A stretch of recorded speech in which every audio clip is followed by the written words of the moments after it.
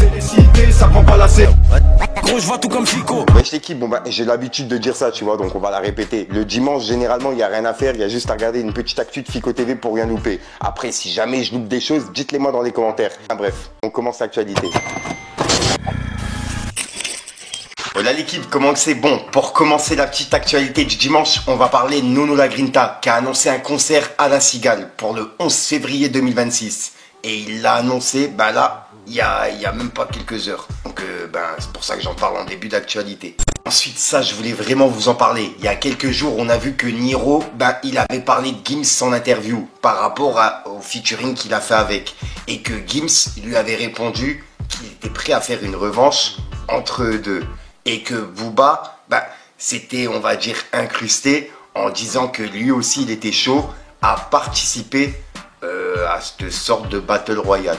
Et là, il y a Mystique qui a laissé un message et c'est en référence par rapport à ce que Niro et Gims, ils ont lancé, on va dire. En gros, on peut voir que c'est écrit. Niro, Gims, la suite, c'est vrai que le morceau est lourd. C'est vrai que Walano a eu plus de mesures. Il peut toujours y avoir un match retour. Que pensez-vous de pousser le truc plus loin pour la culture avec d'autres acteurs? Je propose La Hyène, Alonz et REDK en mode Cypher. Ce serait fort. Et on peut voir que ça a été repartagé par La Hyène. Donc ouais, ça pourrait être vraiment une dinguerie. Et pourquoi pas encore rajouter d'autres rappeurs, tu vois. Proposez-en directement dans les commentaires. Mais ça serait vraiment pas mal, tu vois. Et on part sur une sorte de Battle Royale, mais pour la culture. C'est pas vraiment du clash, etc. C'est juste les meilleurs couplets qui seront jugés directement par le public. Et je trouve que l'idée, elle est vraiment pas mal. Dites-moi ce que vous en pensez. Ensuite, tiens, en vous parlant justement de l'interview de Niro sur Dose Rap, où dedans, il parle du featuring avec Gims, et c'est comme ça que ça a été lancé. Et là, il y a un bout de passage d'interview de Niro, de cette interview, qui est en train de tourner, où dedans, il parle du featuring avec Nino. Et il a expliqué qu'il y a plein de fans, quand ils le croisent, qui lui disent comme quoi c'est le seul qui a réussi à laver Nino sur un featuring. Et je rappelle que Nino également, il est très très chaud sur les featuring. Donc ouais, dites-moi dans les commentaires ce que vous en pensez, mais c'est un passage qui a pas mal tourné. Et j'ai vu l'info ressortir là encore il y a quelques jours. Donc pour ceux qui n'ont pas vu, regardez.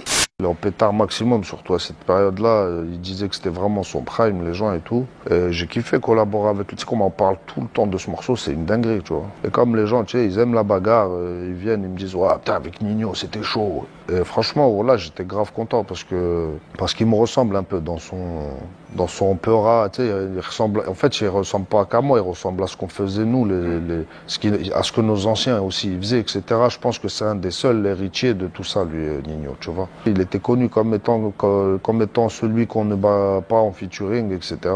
Et moi, je me rappelle, je me suis fait harceler. Le couplet que tu as fait sur Nino, etc. Et on me le sort jusqu'à aujourd'hui. Ça a permis à beaucoup de petits jeunes qui connaissaient pas forcément ce que je faisais de se mettre à la page aussi, tu vois. Et franchement, grosse collab, c'est peut-être même la meilleure collab que j'ai fait, tu vois. En termes d'impact, je te parle. Quand on parle d'un feat, c'est Nino. Franchement, c'est un très très gros artiste. Il est très respectueux. C'est quelqu'un de très bien élevé.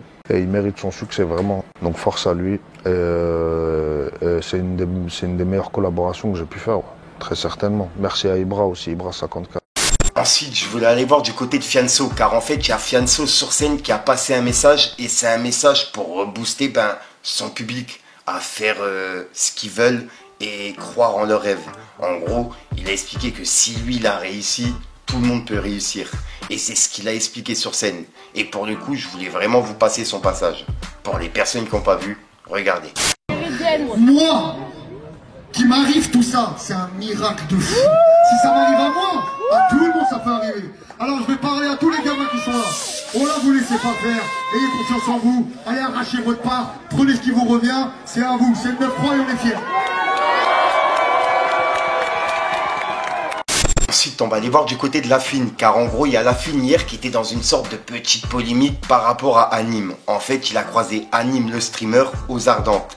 Et il lui a dit comme quoi il kiffait ce qu'il faisait, etc. Et Anime, il lui a dit que c'était un goth, t'as capté. Et en gros, il y a des personnes qui disent comme quoi Lafouine, il est là pour gratter du buzz sur Anime. Alors que Lafouine, il est là depuis pas mal d'années. Même avant qu'il y ait YouTube, etc. Tu vois, il chantait déjà. Donc le fait qu'il y ait des personnes qui pensent qu'il est là pour gratter du buzz sur Anime, je pense pas du tout. Je pense qu'il a juste vu des vidéos drôles sur lui sur internet et qu'il lui a dit en fait. Enfin, c'est comme ça que je pense.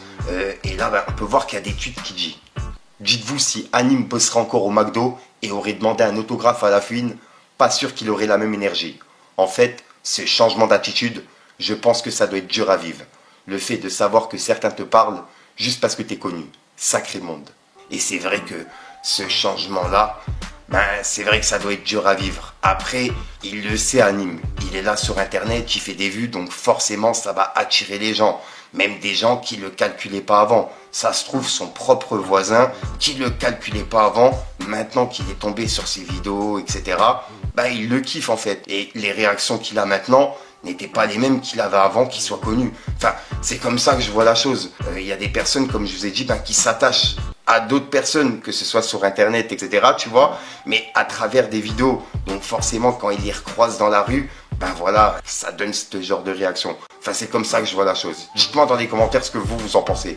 En tout cas, Anime, il est conscient de ça et il avait déjà pris la parole par rapport à ça. Il sait que les gens, ils sont là pour son buzz, t'as capté.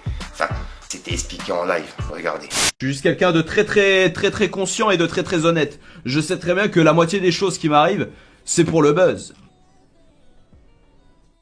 Autrement, on m'aurait jamais donné l'heure, les gars, un mec comme moi. Mais ce qu'ils savent pas, c'est que je suis le mec le plus honnête du monde et que moi j'en ai rien à foutre de le dire devant tout le monde. Hein. Mais je l'aime bien, hein. Je parle pas d'Ilan, je parle de tout le monde en général. Je le sais très bien, j'en suis conscient.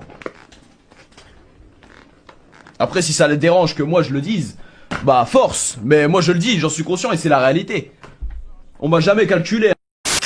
Donc voilà, donc en gros, même Anime, il est déjà au courant pourquoi les gens ils sont là, tu vois. Et il est pas fou, il sait très bien que les gens ils sont là parce qu'il fait des vues sur internet et tout. Même s'il faisait que 10 000 vues, tu vois, il aurait quand même des personnes qui seraient là. Enfin, en fait, c'est comme ça que je vois la chose. Moi-même, j'attire quelques personnes, tu vois ce que je veux dire. Même si je fais pas des millions de vues, j'en attire quand même, tu vois. Et bref, c'est toute une autre échelle là. En gros, je vais vous passer la vidéo, vous allez comprendre. Pour les personnes qui n'ont pas vu, regardez. Ouais, ça va ou quoi, frérot? Tu vas bien? Tu vas bien? Tranquille. Enchanté, frérot. Incroyable. Les gars, la fouine, les mecs, W dans le chat. Le GOAT, il est là, les gars, frérot. Tu nous fais rire dans ta chambre. Gros, merci beaucoup, frère. Tu nous fais trop rire. C'est vrai. Merci, gros. Frère, tu sais que franchement, je sais que dans ma commune, ils t'adorent. Et frère, c'est une dinguerie de. Je passe vous voir. Mais avec plaisir. C'est un petit exclu en live. Mais frère, mais quand tu veux. C'est la famille. Quand tu veux. Ça va sinon? Frérot. Un bon moment. Ouais. Ensuite, on va aller voir du côté de Damso et de Booba. Car en fait, il y a Damso qui a encore une fois fait le signe 9 de I au moment où il clash Booba dans son son.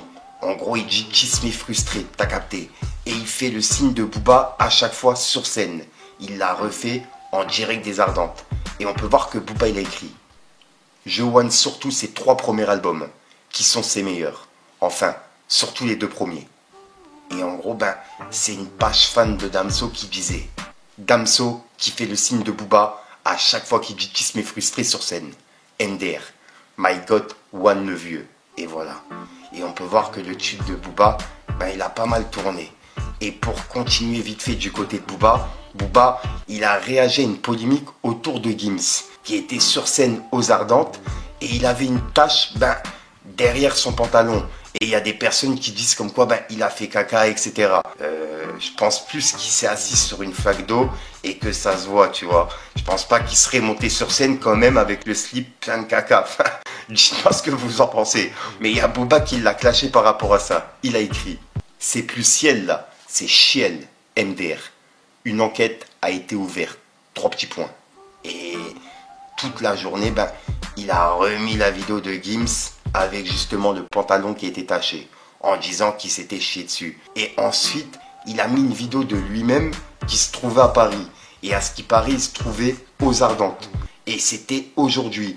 Sauf que les Ardentes, ça s'est terminé hier. Enfin, c'est ce qu'il explique dans la vidéo. Bref, pour les personnes qui n'ont pas vu, regardez.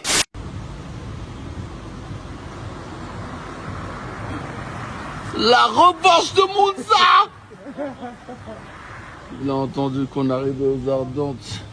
Il se fait caca dessus. Si tu parles bonjour, c'était aujourd'hui, c'est pas hier. Pourquoi tu fais caca sur toi?